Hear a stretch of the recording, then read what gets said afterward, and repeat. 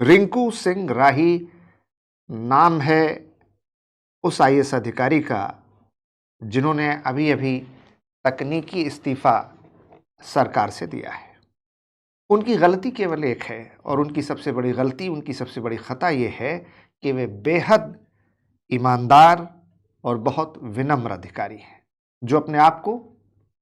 IAS Indian administrative service का अधिकारी न मानकर आई एम सर्वेंट कहते हैं कि मैं जनता का नौकर हूँ। मैं उन पर शासन करने नहीं आया, मैं जनता की सेवा करने के लिए आया हूँ। 2004 बैच में उत्तर प्रदेश पीसीएस में इनका चयन जिला समाज कल्याण अधिकारी के तौर पर हुआ और उसके बाद इन्होंने कुल मिलाकर 16 बार यूपीएससी की सिविल सेवा परीक्षा दी और आखिरकार 2023 में ये इंडियन एडमिनिस्ट्रेटिव सर्विस यूपीएससी की सिविल सेवा के इस श्रेणी पर चयनित हुए और उत्तर प्रदेश में नियुक्त हुए। इससे पहले उन्होंने बतौर पीसीएस अधिकारी रहते हुए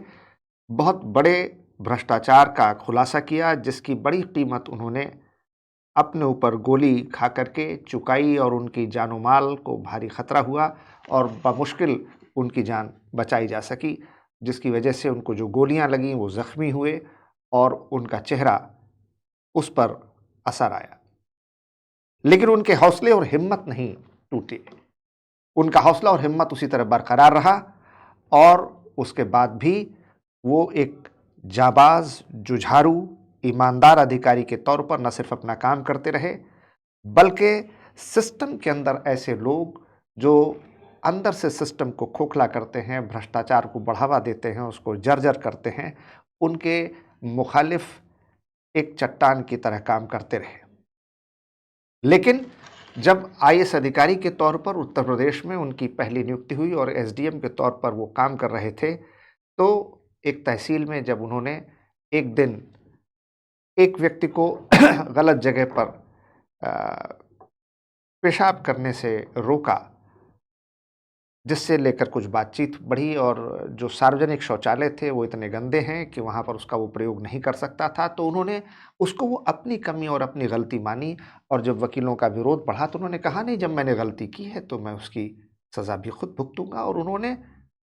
सबके सामने और वकील समुदाय के समकक्ष उन्होंने अपनी गलती को स्वीकार करते हुए बहुत ही विनम्रता, बहुत सहजता, बहुत संवेदनशीलता के साथ उठक-बैठक लगाई और स्वीकार किया कि उनसे गलती हुई। यानी कि किसी आईएएस अधिकारी का इतना विनम्र होना, अपने अपराध को, जो कि अपराध उनका था नहीं, अपराध मान लेना, गलती जो उनकी थी नहीं, उसे स्वीकार करना और एक बहुत ही पवित्र उद्देश्य और बहुत विनम्र भावना से सबके सामने उसे स्वीकार करना सार्वजनिक रूप से, यही उनकी सबसे बड़ी गलती थी, जो कि ऐसे उच्च पदस्थ, रुतबेदार, रौबदार, जनता पर शासन करने का दंभ पालने वाले जो वरिष्ठ आईएएस अधिकारियों के अहम को नहीं सूझा, उनको संतुष्ट नहीं कर पाए, तो उन्होंने उनको हटा करके राजस्व परिषद में नियुक्त कर दिया, अटैच कर दिया और तब से वो लंबे समय से राजस्व परिषद में काम कर रहे थे, जहां उनके पास कोई काम नहीं था और इसलिए उनको लगा कि मैं भारत सरकार से, राज्य सरकार से जब कोई काम नहीं कर रहा तो किस बात का वेतन लूं। और उन्होंने कहा कि भाई मुझे ऐसी जगह या तो तैनाती दीजिए जहां कुछ काम हो, या फिर मुझे अपने मूल पद पर, जो उत्तर प्रदेश पीसीएस का जिला समाज कल्याण अधिकारी का पद था, उस पर वापस भेज दीजिए ताकि मैं कुछ काम कर सकूं। लेकिन बिना काम किए वेतन लेना उनके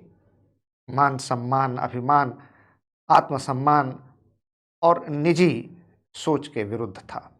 ऐसे आईएएस अधिकारी जो वास्तव में जनता के सेवक हैं, जो बेहद ईमानदारी से अपना काम करते हैं, जिनके अंदर विनम्रता है, जो जनता के लिए कुछ भी कष्ट और संघर्ष उठाने के लिए तैयार रहते हैं, ये दरअसल हमारे समाज के सच्चे नायक हैं, अच्छे नायक हैं। यही दरअसल नौकरशाही को वो दशा और दिशा देते हैं। ऐसे ही सिविल सेवा के अधिकारियों की, जिनकी संख्या कम हो सकती है, लेकिन हमारा सिस्टम इन्हीं कम संख्या के अधिकारियों की वजह से चल रहा है, न कि उन बड़े विशाल अधिकारियों की संख्या की वजह से जो अपना काम सही ढंग से नहीं करते। ऐसे में हमारे लिए रिंकू सिंह सिर्फ एथिक्स के केस स्टडी के लिए नहीं, बल्कि हमारे आपके अपने जीवन में नैतिक मानदंड और मूल्यों के लिए नहीं,